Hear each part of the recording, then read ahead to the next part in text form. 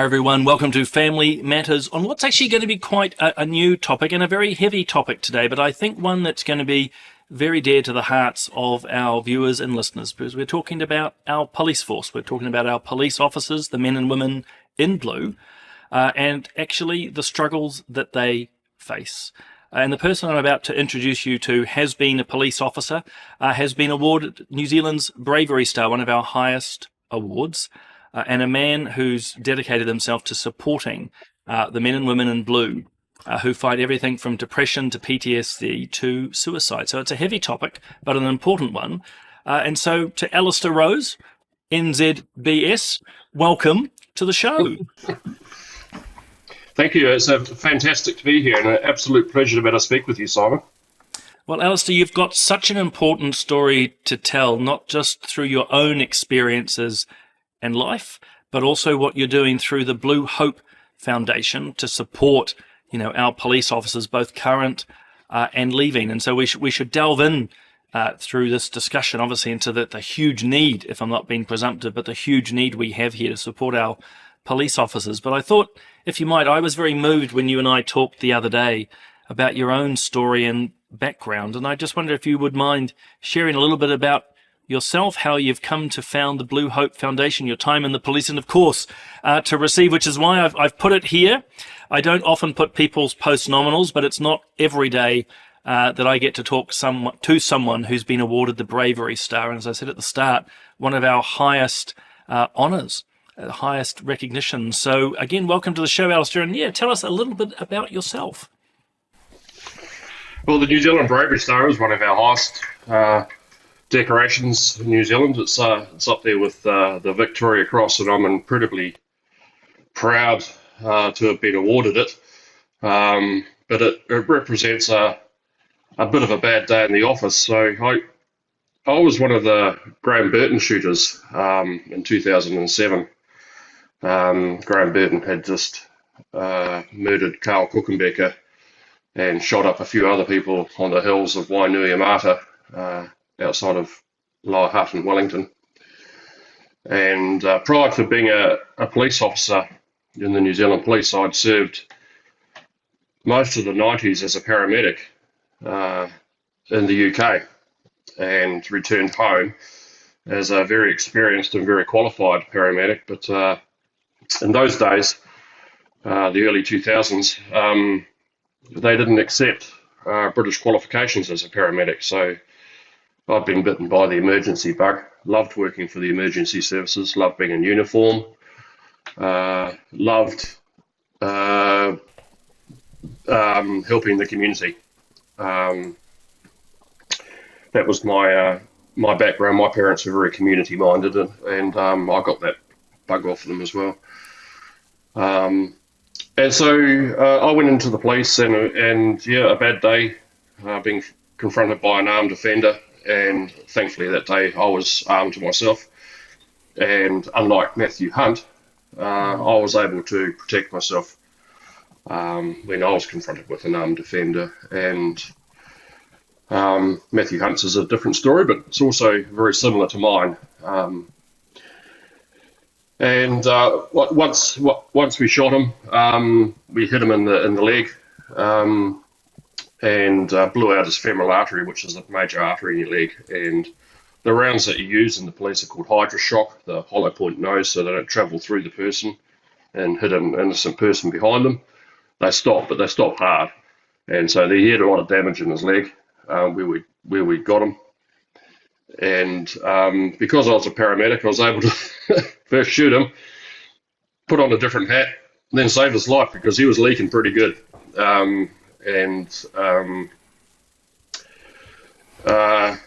So because of that, and it's a good story for police, because the training that we do get in New Zealand Police is excellent. We have the best police force in the world. If you've been overseas to Africa or Eastern Europe or anywhere like that, or even Bali, where they'll take a backhander off you. New Zealand Police are hardworking, and they are well trained, and they're honest, And we're so lucky to have such a great police service in this part of the world. A lot of people are very happy to bag them, but I myself was lucky to be in the police. But of course, I now suffer the consequences of my policing background. Slowly after the Burton shooting, I noticed that my mental health was starting to go backwards. And after probably about 10 years, it got to the point where I was so paranoid and really not contributing to the organisation that I respected, that I had to leave. And so I went to WorkSafe, which was actually I enjoyed my time at WorkSafe, but I also learned about health and safety law and occupational health law, working with ACC, working with the new Health and Safety at Work Act. And I didn't know it at the time, but life just does these things for some reason. I don't know why. But I needed that knowledge further down the road when I found out that I definitely had PTSD from the Burton shooting. And so... Sorry to jump in. I mean, clearly something that had its cost. I think, a lot of New Zealanders would be grateful for what you did to protect yourself and the community at that time. They'd be thankful, but actually it came at a significant personal cost to you. It did come at a significant personal cost. And, that I always say, you take the Queen's shilling, so you're expected to do the job. And I did my job, but I do suffer the consequences of doing that. And I don't blame anyone. It's up to me to manage my health. And most police officers think like that. We're very practical people, just want a fair crack of the whip, set on the right path to find our help, except that we're damaged by the job. There are, under health and safety law, there are some provisions now that do protect workers injured in the workplace. But nonetheless, I had a workplace injury, and now I had health and safety legislation knowledge and also ACC knowledge. And I was going through a process with my mental injury to get myself some help so that I could keep contributing back to society, which is what I've always done. And that was a hard road to hoe, man. When you're mentally buggered like I was, you're paranoid, you're muddled, you don't know who to trust, you don't know what you're being told's right. I thought I knew some stuff from my health and safety training. I was fairly sure that I had it right, but you just don't know, And so I stumbled my way through ACC with the PTSD claim. I got my work-related mental injury claim done. But I was pushed from pillar to post. I really didn't know what I was doing. Had to engage lawyers to help me at one point. And for a police officer to engage a lawyer, that's really hard because they're always on the other side of the fence from us. I was going to say, as I mentioned to you before we started recording, my dad's an ex-cop, uncles and mates and friends. And so, yes, they would say the same thing. Not that they've had your breadth of experience or particulars in this space. But, I mean, dealing with ACC, many listeners and viewers would know how hard it is, let alone adding that mental injury, as you say, which creates that anxiety, frustration, uncertainties. But you clearly made your way through, and I suspect through what you're doing with Blue Hope now is trying to help people in that space to navigate this still quite difficult system. It is a difficult system, but we're lucky to have it. There's no other country in the world that has a system like ACC where if I was a cop in England, for instance, I would have to sue the police force to get rehabilitation and the compensation that I would have been entitled to. But here in New Zealand, we're so lucky that we've already got all that. But that doesn't make it any easier to access, particularly if you've got a mental injury and you're not really that sure about how to go about things. And because you're a police officer, you fall between the cracks. Once upon a time, you were the person who was the protector, and now you're the person who needs the protection. And that's really hard to move that mind frame. When you've left police, you've left your safety net behind. You're no longer a police officer. You lost your identity. You've got this enormous mental injury that you're trying to understand. But I got my way through it. I found my way through it. And I always remind people that it was my family that got me through this. My wife, my children, my mother and father, and my siblings. And it's thanks to them that I'm still here able to talk about it now. When some of the stuff that was going through my head, when I told my mother about it, she was absolutely devastated, that I was actually thinking like that I was having suicide ideation, that I was frustrated, that I was, the feeling of worthlessness, and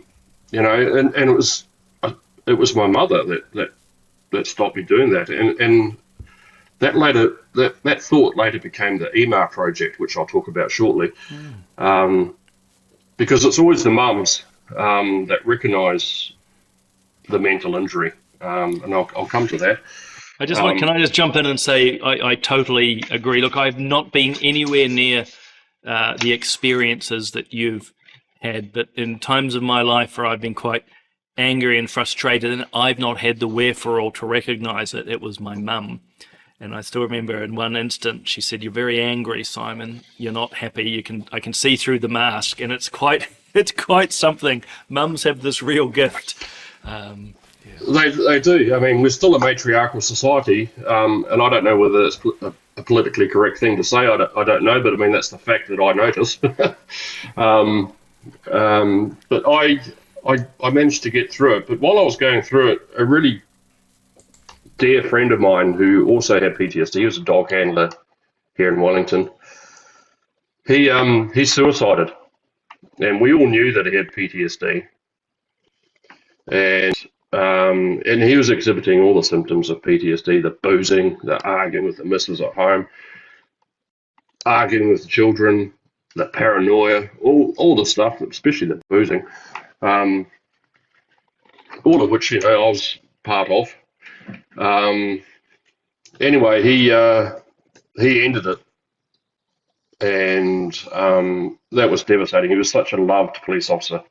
His name was Ben O'Connor, and he was always on TV with his dog, Ox. His dog was called Ox, named after Mike Oxton, who was a famous detective sergeant in Porirua. And we were all devastated because we all loved Ben. He was a big, gentle giant. I was particularly good friends with him. Used to spend a lot of time hunting and fishing with him. Away together and doing blokey things. But at his funeral, myself and some of the other crusty older cops, I'd left by this time, they realised that I had the New Zealand Bravery Star, and there's a lot of cut through with that, and people are very interested in it. They also realised that I had really good qualifications with my WorkSafe qualifications, the health and safety. I was a qualified health and safety inspector. And a paramedic, of course. I mean, that comes with a great caring attitude and set of skills. Well, it does. I've got a medical background because of that, and of course I'm talking medical stuff as well. So you're absolutely right, Simon. So I've got a very unusual background. I've got the New Zealand Bravery Star, which gets me cut through. I'm not seen as some sort of kook. I've been there and done that. I've got the health and safety training. I've got medical training. And so over a few beers at Ben's funeral,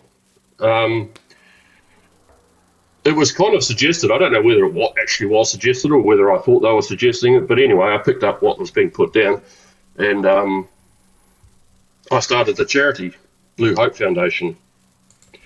And basically, the charity, I thought when I started the charity, I thought, oh, it's just going to be me helping a few of the blokes get through what I've just been through, telling them about how I did it. But my God, it's what started as a drip has turned into a very serious flow of people. And at any one time, we've been going 3 years now, at any one time, I'm looking after 20 blokes, or 20 people. There's women and males in there.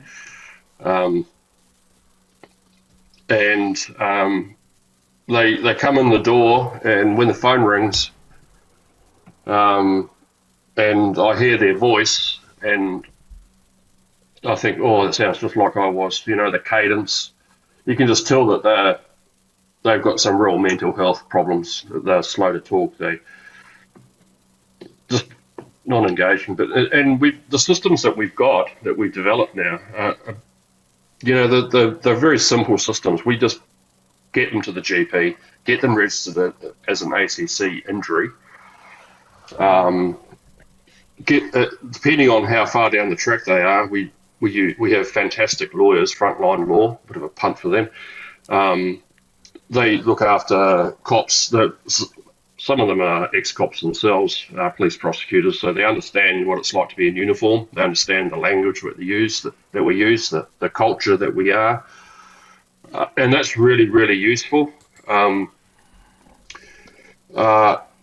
we get them. We basically case manage them through ACC or the police AEP provider. The AEP system is terrible for our mentally injured cops. It might be okay if you've broken your leg, but if you've got a mental injury, the AEP system is heavily weighted towards the employer. Is that the employer assistance program? I'm just getting that right. Is that the employer assistance program that you're referencing that a lot of people would hear of in their own business area? Yes, it is. So it's the ACC provider that that large companies like police or tallies or in most of the government departments, the hospitals, they all, to reduce their ACC levies bill, they employ any number of the AEP providers or ACC third-party providers around New Zealand, and they manage it. But the thing with it is that there's a very heavy involvement of the employer, which is very damaging for police officers with a mental injury. We know through our comparisons with using ACC and using the police AEP provider, the ACC just really concentrate on the rehabilitation and the weekly compensation, which is in the Act. They follow the Act very well, and there's a layer between ACC and the employer, which is New Zealand Police. But with the AEP provider, there's no layer. It's just an open door. They'll come in and look at your private medical records and then repurpose them for an employment. And we have that all the time. So, like I said earlier on, most cops just want a fair crack at the whip. They just want to get better, get on top of this injury, and then start contributing back to society again. However that might be. That might be driving a logging truck around Gisborne. It's nice and peaceful. You're by yourself. You don't have to put up with the aggression anymore. We've got blokes doing that.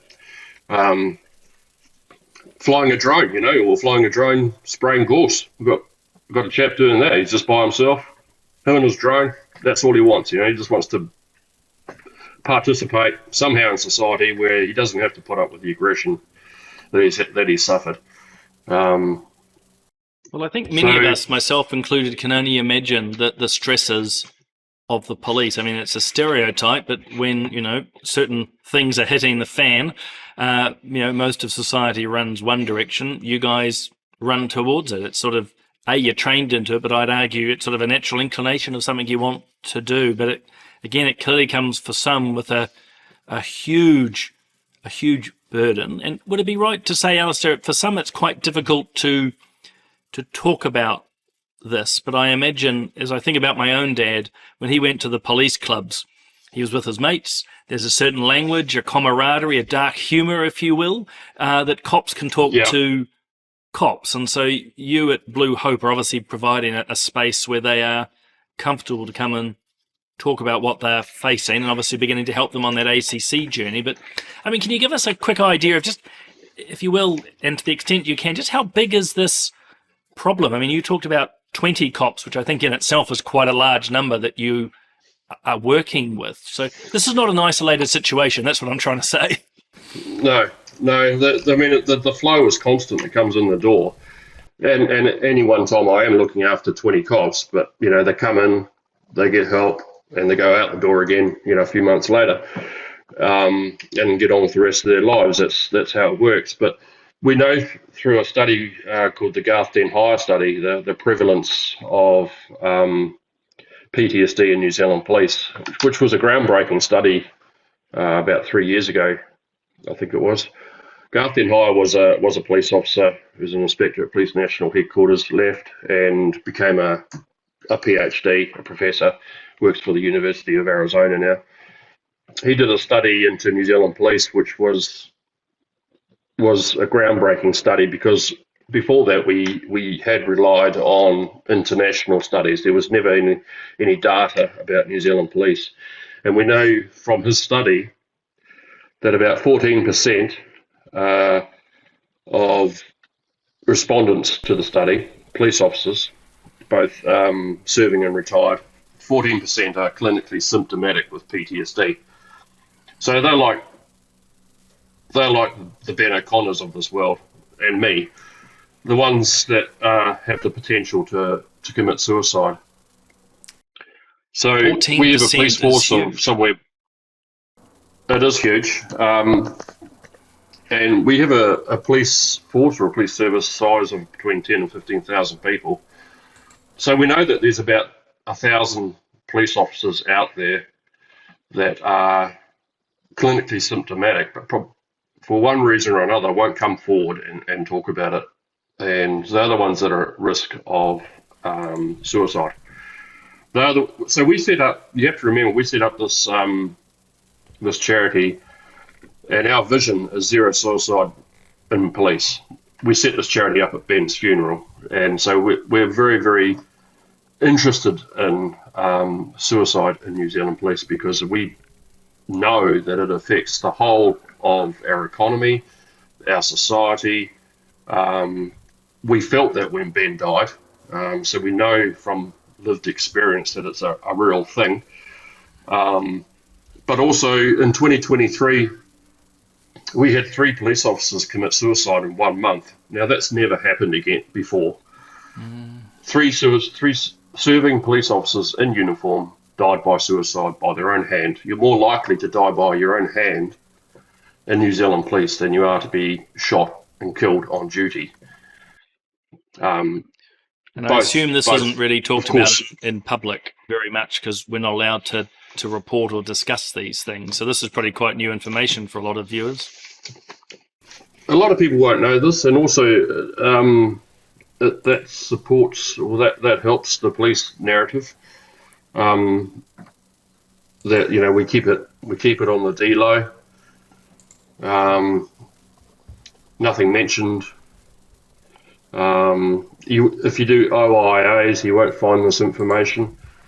But there was another study that Garth Den Hire did just recently. It came out in May this year that reports that I think it's about 14% suicide rate in police in Australia, and about 24%. I'm not sure about the figures, but there's something along those lines in England and Wales. So Garth's done a study about that, and I can send you that study if you like. But our suicide rate is very low. It's 5%, but that's only because there's under-reporting. We don't talk about it.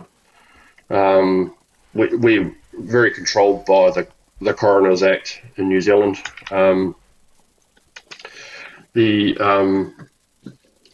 Coroner's Act is very strict about reporting of suicide, and that helps the police case. But police don't want to be airing their dirty laundry. And don't forget that, I'm an enthusiastic ex-police officer. I've got a lot of respect for New Zealand police. I'm not bagging them. I'm just telling you what I've noticed. And look, having been in politics, I'm obviously not police, but in politics, very few in leadership or government departments, even a corporate, want to, as you say, air their dirty laundry. So it's just quietly pushed to the side. And as you say, the Coroner's Act, we're not allowed to talk about these things. And I assume too, Alister, when it's former cops who make that very sad choice to end their lives, that the police won't be keeping a record of that. They're not tracking every ex-police officer. So a lot of numbers just go undisclosed and unknown. Yeah, they won't. There's no box to tick to say that you're a former police officer when you're filling out the appropriate paperwork for a suicide. You will only know that in police circles. Oh, so and so died he hung himself the other week. Oh God, I was on a diving course with him in the police, or he was on my wing when I was in the police. I knew him well. We did so many jobs together. I'm so really sad that he's died. That's the sort of conversations you have when you're amongst police officers, whether you're serving or retired. We all talk to each other. We still talk, and the word gets around, and the word's getting out now that it's hard to. That's why they're finding it so hard for people to join the police. Is who wants to join a job where you might end up bloody toppling yourself? And word's getting out there. There's people, the new generation do not want to do this type of work. And that's a shame because, like I said, the New Zealand Police is the best police service in the world. They're hardworking and they're honest.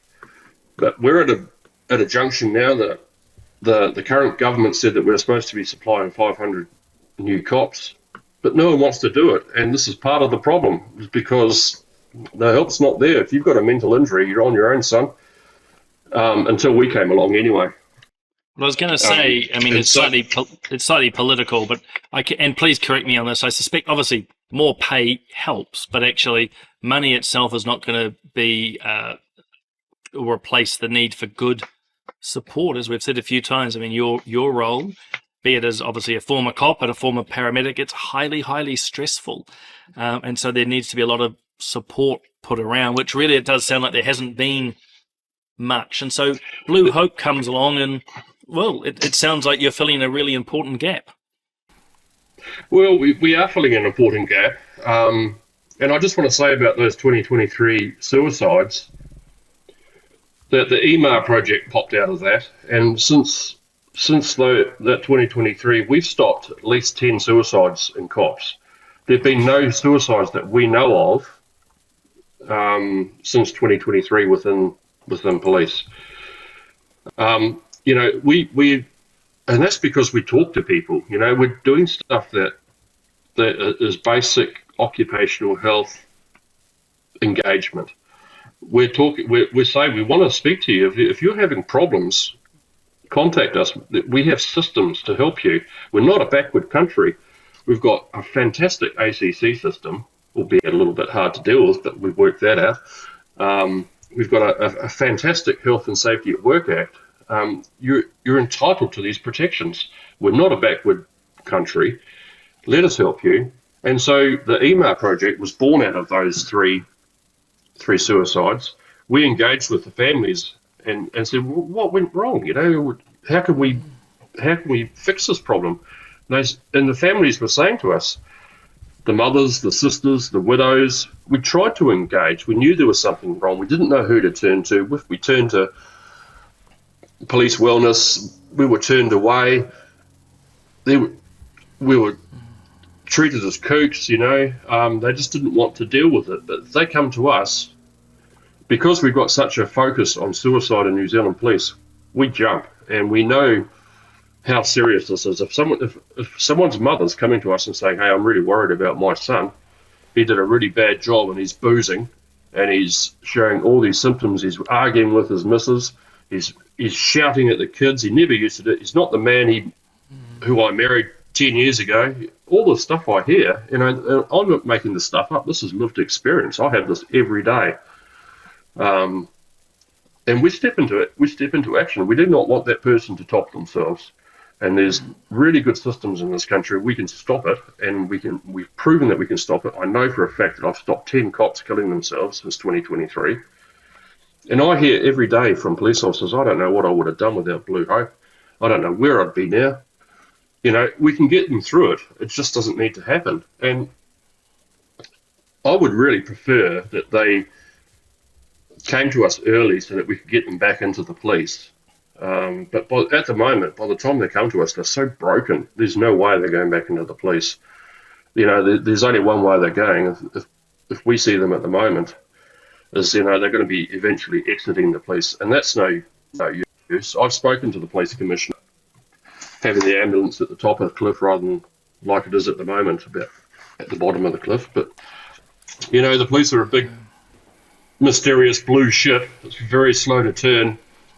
They're not going to do anything that Blue Hope says in a hurry. And I know that. I know how the police work. But in the meantime, we're going to carry on with what we're doing because we know that it's making a difference. We know that we've stopped 10 guys killing themselves.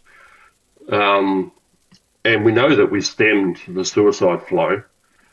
Our preference would be is that we were more engaged with police and their wellness systems to help them. But maybe in a generation that'll change. I don't know.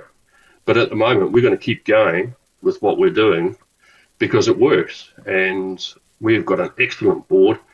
We're a organisation that is the only organisation of its kind in the world, and it's been done in little old New Zealand because we've got the training, the health and safety training, the training through ACC. We're also a disabled persons organisation through the United Nations Charter for Disabled People. Right. So we're tied into how, and that's working as a DPO or a disabled persons organisation. That's really just an engagement tool. We've been doing that all along, but when I met David Rutherford before Christmas, who was the last Human Rights Commissioner, fantastic man, very, very learned up about human rights, which is, obviously the business that we're in at the moment. Human rights of police officers, though. And he said to me, "Do you know, if I said to you, nothing about us without us, would you know what that meant?" And I said, "I've never heard that phrase before." He said, "That's the core philosophy of the United Nations Charter for Disabled People, or a DPO. Nothing about us without us." And that kind of makes sense, actually. I've been already doing that. So we want to have our voice as disabled police officers with PTSD about how we're treated. We're a unique culture within New Zealand culture because we have our own sense of humour, our own way of dealing with things. We slip through the gaps because we're neither in the police now, neither are we civilians. It's very hard to speak our language unless you've been there and done that. Of course, I've got the lived experience, and that's why Blue Hope works so well. That's why you've got the credibility. As I said earlier, someone can go and talk to a random counsellor or psychologist or doctor, which, by the way, is a good thing if they want to do it, but actually talking to someone like you, as you say, lived experience, and I know we've touched on it a few times, but you've got the ribbon in the middle too, which gives you a greater kudos. Can I just jump in, because you've mentioned EMAR or EMR a couple of times. I'm not sure, is that an acronym for something which I've missed? No, EMAR is a Hebrew word for mother. I should have known that. You've exposed me. Yeah. No, it's I don't suppose you're fluent in Hebrew, so uh, there's no reason why you should have known that. But it's the EMAR project is the project, yeah, based called EMAR for mother, and that recognises the mothers. My own mother, for instance, if you remember, I spoke about that a few minutes ago, and the woman who just recognised this stuff, recognise when the police worker comes home, whether it be male or female, it's still the woman who recognise it, recognise that there's trouble, um, and it's also the woman who pick up the pieces afterwards. You know, if there's been a suicide, it's the mothers and the widows that have to pick up the pieces, and it's email is such a powerful engagement tool. It's our premier engagement tool.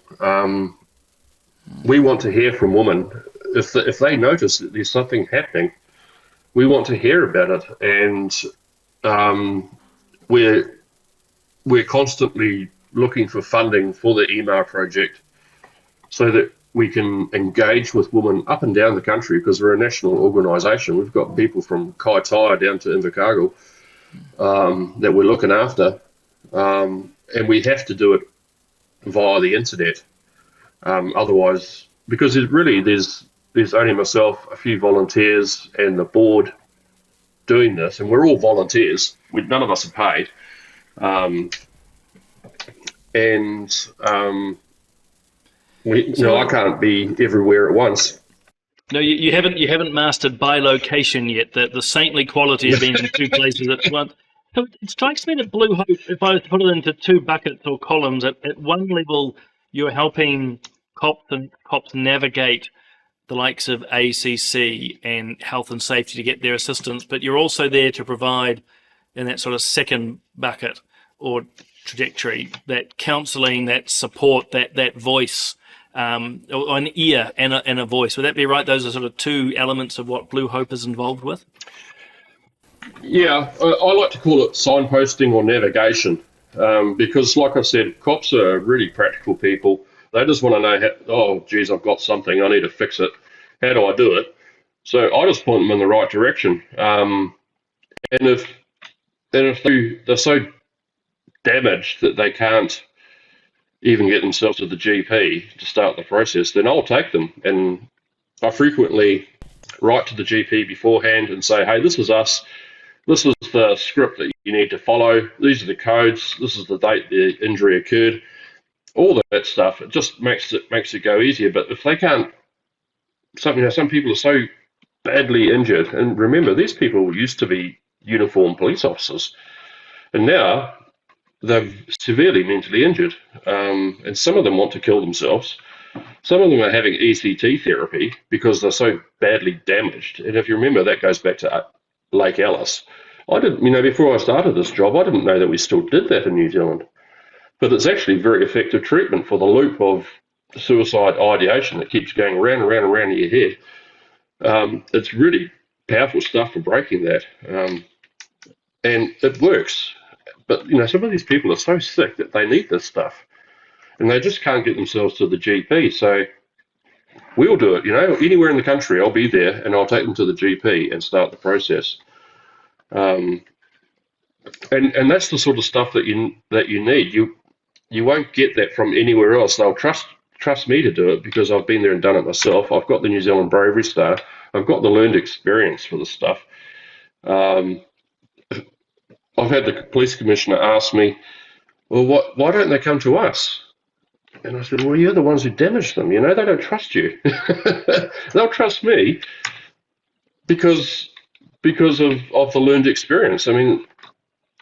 If you connect me with them, I'll do it for you. But of course, that's probably a little bit too practical. And like I said, it's a big blue ship. It's very slow to turn. Maybe in a generation they'll do that. And I hope police officers out there that are seeing this see that we've been talking to the police hierarchy. We've been talking to the current commissioner, Richard Chambers, or Felix, as he's known in the police. And I know he's a good man. and but he's in a position now where he's the CEO of a massive law enforcement organisation in New Zealand, and it's going to take a long time for it to change. That's fine. We're going to keep going. We're doing really good work. We're having successes. They probably find us a bit annoying. You've got a niggle, says me to you, because often in leadership, doesn't matter if it's in the public sector, police, corporate, political, no one really wants to admit there's a problem because there's time and cost. And so you need people like you advocating in there and saying, hey, we need change. And I would add too, it doesn't surprise me that the cops don't want to talk into the existing police system in the same way that, most viewers and listeners would not want to go to their boss at work at the moment and say, hey, look, I'm really struggling, because they fear for what might happen. So I think it's one of the reasons why we wanted you on the show today, is to talk through not only the real need, but for people to understand the advocacy you are doing. So the final question from my side is, if people want to support you, and particularly financially, you said you and the others are volunteers, but this takes time and money. If people want to support you, if they want to donate, where do they go? Go to our website, www.bluehope.co.nz, and you can donate there. And we rely on donations. We run this outfit on the smell of an oily rag, and it's it's not a big charity like some of the other charities out there. I like to call us a big small charity, but we're doing such fantastic work. I'm so proud of the people, our volunteers that are helping us. We're making a huge difference. Like, it's hard to demonstrate to you just the amount of change that we're creating as a small charity, and the difference that we're making to New Zealand society is enormous. We're getting these people back on their feet. They're getting back into the workforce. Yes, they're having to leave the police, but they're still contributing to our society. And I won't go to another police funeral ever again. They're so hard. I just can't bear it. Well, you're supporting. We don't like suicide of anyone or in any circumstance, but when it comes to our thin blue line, these are the men and women who, as I said earlier, rush to the front. They look after us. They protect us. We feel absolutely sad. You mentioned Matthew, who was shot and killed in Auckland a few years back. I mean, New Zealand reacted to that. And, it's my hope that New Zealanders, not only through this conversation and others, get to know that other police officers are dying in different ways because of the mental stress and the anxieties, that, we have that equal visceral reaction to it and go, hey, we're going to do something about this. And I think one of the ways is to support what you are doing, Alister. So look, I'll have to wrap the podcast up here, but actually, is there any final message that you might have before I rudely close things down? I'd just like to say that be really proud of our police in New Zealand. They're such hard workers. They're so honest. Don't believe what you see in the media about it. We have the best police force in the world, and as New Zealanders, we can be very proud of that. But also, police officers need your support, and I sincerely hope that just by doing this podcast, that it creates some discussion about our cops, because they are all good bastards. I'm pleased you ended it that way. It reminds me of my late father and the way he would sometimes. Alister, I'm exceptionally grateful for your time. I'm even more grateful that you're sharing some of your own journey. I can only imagine that in doing so at times it actually exacts a toll on yourself. But I'm just grateful that you're still with us, that you are now leading hope for so many others, not just cops, but their families. And I certainly encourage viewers and listeners to jump on to Blue Hope, or the Blue Hope Foundation's website, so bluehope.co.nz. Read more about what they are doing and obviously support them. So Alister, thanks for being part of the show. Absolute pleasure. Thank you so much for having me on board.